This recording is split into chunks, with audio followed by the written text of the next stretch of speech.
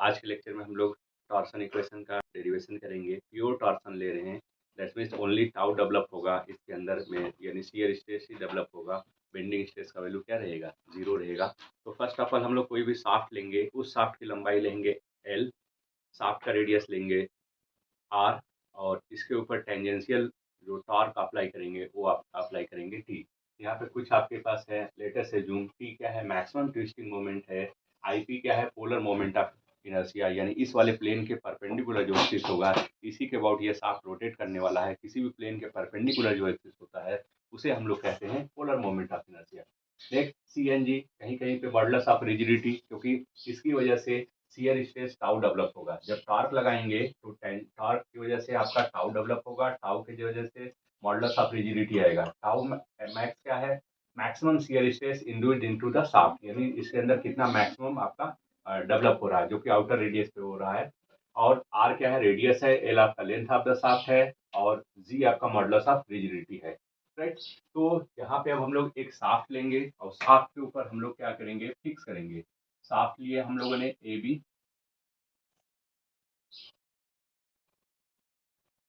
ये इसका cross section है, ये आपका ओरिजिन है। शाफ्ट है आपका ए बी,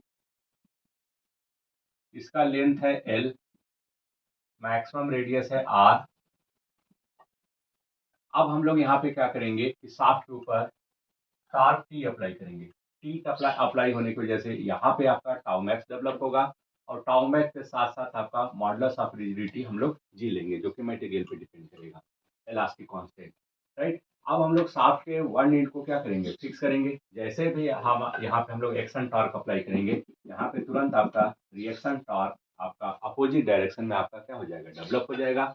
अब इसकी वजह से, टार्क लगाने की वजह से, यहाँ पे तो फिक्स है, कुछ देखने को नहीं मिलेगा, लेकिन यहाँ पे कुछ हमें दिखाई देगा कि जो बी है ये आपका चला गया है बी पर, बी डैश पे। तो दैट मीन्स यहाँ पे हमें शियर स्ट्रेन फाई एंगल का चेंजेस आएगा। जैसे ही टार्क हटाएंगे ये फाई एंगल क्या कर लेगा, रीस्टोर कर लेगा। अब यहाँ पे, यहाँ से यहाँ तक का भी रेडियस आर होगा, ये भी रेडियस आर होगा। ये वाला एंगल आपका क्या है, twist, angle of twist theta यहाँ पे दिखाई देगा, और शियर एंगल फाई आपको यहाँ पे दिखाई देगा। राइट। अब हम सभी लोगों को पता है कि एंगल इक्वल टू होता है आर्क अपान क्या होता है, रेडियस। इसी वाले फार्मूले से एंगल कितना है, थीटा है। आर्क आपका कितना है, बीबी डैश है, बीबी डैश आपका आर्क हो गया। रेडियस कितना है, कैपिटल आर है। तो यहाँ से हमें मिल जाएगा B B dash equal to R into theta. इसको इक्वेशन नंबर 1 कह लेते हैं। राइट। अब हम लोग निकालेंगे शियर स्ट्रेन। तो शियर स्ट्रेन निकालने के लिए हमें पता है कि modulus of rigidity is defined as the ratio of shear strain to the shear stress to the shear strain gamma. और ये गामा का वैल्यू किसके बराबर होगा, tan फाई के बराबर होगा। राइट। तो अब हम लोग यहाँ पे निकालने वाले हैं शियर स्ट्रेन गामा का वैल्यू। तो गामा इक्वल्स टू यहाँ से आ जाएगा टाउ अपॉन जी आ जाएगा। राइट। तो दो चीजें हो गई। अब हम लोग यहीं पे निकालने वाले हैं shear strain into the shaft. Shear strain into the shaft gamma equals to हो जाएगा tan फाई, और tan फाई का वैल्यू जो होगा, ये लगभग ये वाला जो ट्रायंगल है, लगभग आपका जो ए बी और बी डैश, ये बहुत छोटा है। बहुत छोटा होने की वजह से ये लगभग एक राइट एंगल ट्रायंगल की तरह बिहेव करेगा, यानी ये बी बी डैश हो गया, और ये वाला है आपका एंगल है फाई, ये वाला ए बी है, ये वाला लेंथ है आपका एल, और बी बी डैश का वैल्यू हम लोग निकाल चुके हैं यहाँ से आर इंटू थीटा के बराबर। राइट। यहाँ से आपका B B dash equal to R into theta के बराबर निकाला। शियर स्ट्रेन गामा का वैल्यू जो कि tan फाई के बराबर होगा। यहाँ से हम लोग निकालेंगे गामा, जो कि tan फाई हो रहा है। ये tan फाई का वैल्यू किसके इक्विवेलेंट हो जाएगा, टाउ अपान जी के इक्विवेलेंट हो जाएगा। साथ ही साथ tan फाई का वैल्यू किसके बराबर इक्वल होगा, tan थीटा अगर हम लोग इसमें निकालेंगे तो परपेंडिकुलर अपान क्या आ जाएगा, बेस। 90 डिग्री के सामने हो गया हाइपोटेनस, थीटा के सामने हो गया आपका पास परपेंडिकुलर, और ये वाला आपके पास क्या हो गया, बेस हो गया। तो परपेंडिकुलर अपान बेस से निकालेंगे तो हमारे पास आ जाएगा आर थीटा अपान एल आ जाएगा। राइट। तो यहाँ से हमारे पास एक इक्वेशन निकल करके रहा है, tau equals to G theta by L into क्या हो गया आर, जिसको इक्वेशन नंबर हम लोग 3 बोलेंगे। तो यहाँ से हमें देखने को मिल रहा है कि tau is directly proportional to क्या हो रहा है, आर। राइट। तो हम यहाँ पे कह सकते हैं कि जैसे जैसे आपका जो यहाँ पे जब सेंटर पे आपका रेडियस का वैल्यू क्या है, 0 है, तो यहाँ पे शियर स्ट्रेस का वैल्यू 0 रहेगा। जैसे सेंटर से दूर जाएंगे तो शियर स्ट्रेस का वैल्यू क्या है, बढ़ता जाएगा।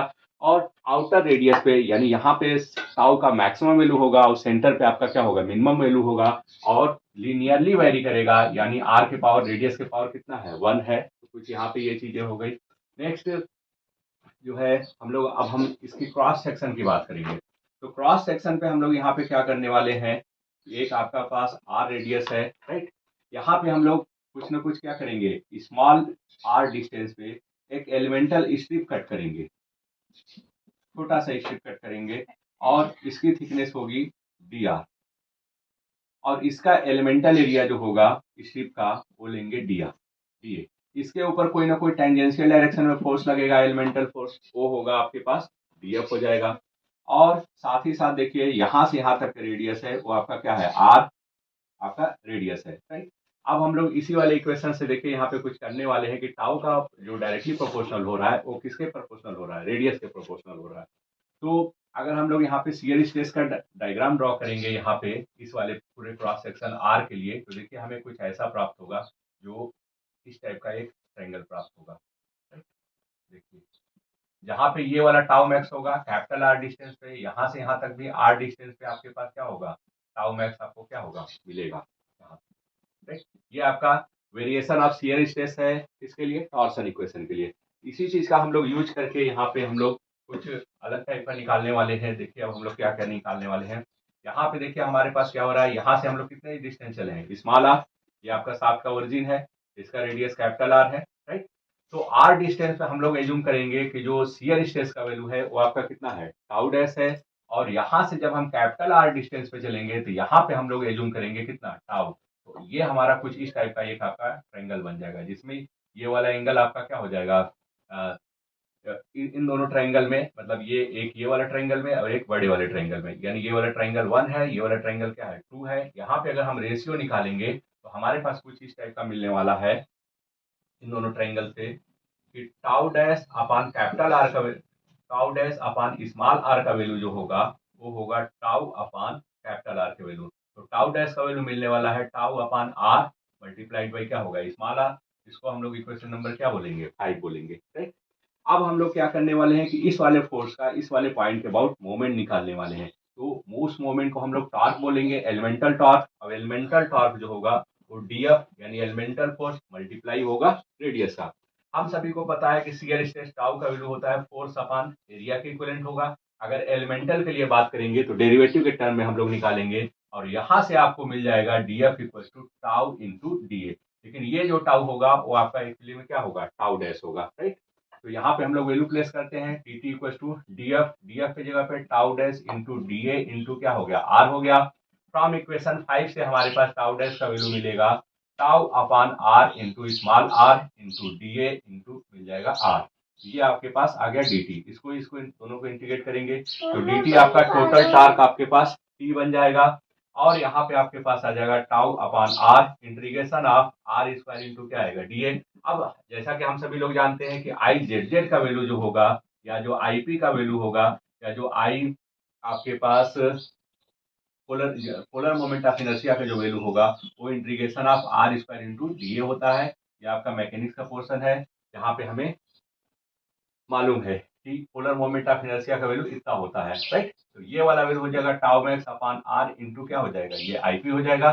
तब हमारे पास फाइनली आ जाएगा T upon IP equal to tau max upon R. ये आपके पास इक्वेशन नंबर 6 हो जाएगा।